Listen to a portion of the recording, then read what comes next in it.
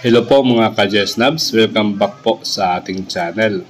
Mayroon pong bagong DepEd order. Ito yung DepEd order number 24 series of 2025. Ito ay guidelines on the implementation of the expanded career progression system for teachers and school heads in the Department of Education. Naglabas na dati tungkol sa expanded career progression. So siguro ay ito po ay pangklaro lang Base po sa figure na ito ay makikita ninyong may dalawang klaseng career line ang expanded career progression ng DepEd. Meron pong classroom teaching career line at saka yung pangalawa ay school administration career line. In short, yung classroom ay CT, yung school administration career line ay SA. Sa bawat career line ay meron pong stages. Sa classroom teaching career line, merong 4 na stage. We have the career stage 1, yung teacher 1 to teacher 3. Career stage 2, yung proficient ay teacher 4 to teacher 7. Yung sa career stage 3, highly proficient, master teacher 1 to master teacher 2. At saka yung career stage 4 or distinguished ay master teacher 3 to master teacher 5. Samantala sa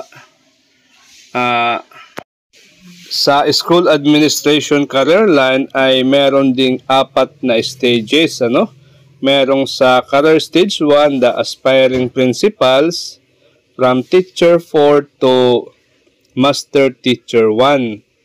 Then yung sa career stage 2 ay school principal 1 to school principal 2. Career stage 3 ay school principal 3. At saka yung career stage 4 ay yung principal 4. Paano ba ang pag-hire at saka promotion sa mga position dito sa expanded career progression system ng DepEd? Ito po ay ibabase sa merit, fitness at saka competence. At saka may mga requirement po na ma-attain yung minimum qualifications na approved ng Civil Service Commission at saka appropriate proficiency level, na basehan dito ay yung DepEd Order number 42 series of 2017 at saka yung DepEd Order number 24 series of 2020. Okay?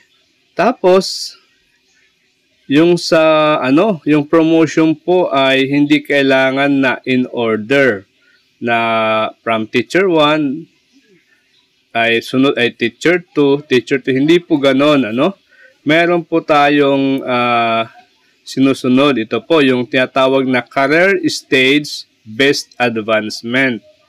Na hindi po pwede na yung applicant ay mag-allowed to jump to a higher career stages for promotion without progressing through each of the career stages. So from career stage 1, pwede kang mag-jump to career stage 2, then career stage 3 to career stage 4. Meron pong 3 steps limitations,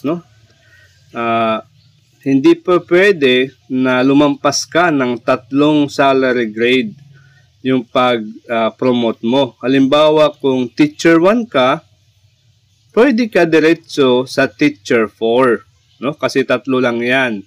Then, yung teacher 4, hindi pa pwedeng diretso sa master teacher 1 kasi 4 na salary grade na yan. So, teacher 4, pwede mo na jump ka to teacher 6, then pwede ka na sa master teacher 1. Ngayon, kung master teacher 1 ka na, pwede ka na ditong pumili. Kung ikaw ay mag-master teacher 2 or school principal 1, Yung po kasi yung requirement na para ka maging school principal ay ikaw ay master teacher 1.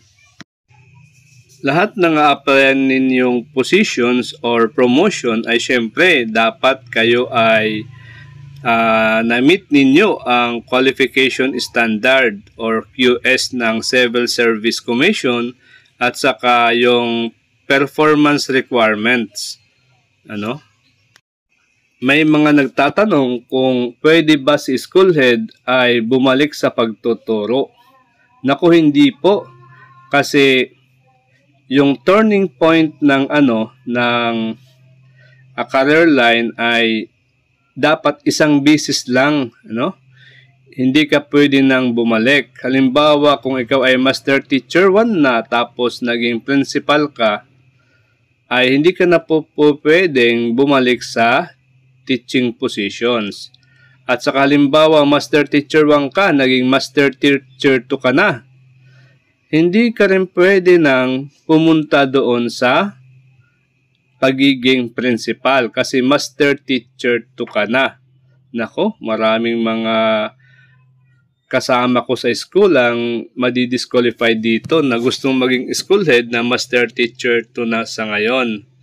Okay guys, hanggang dito na lang. Thank you for having me. Bye-bye.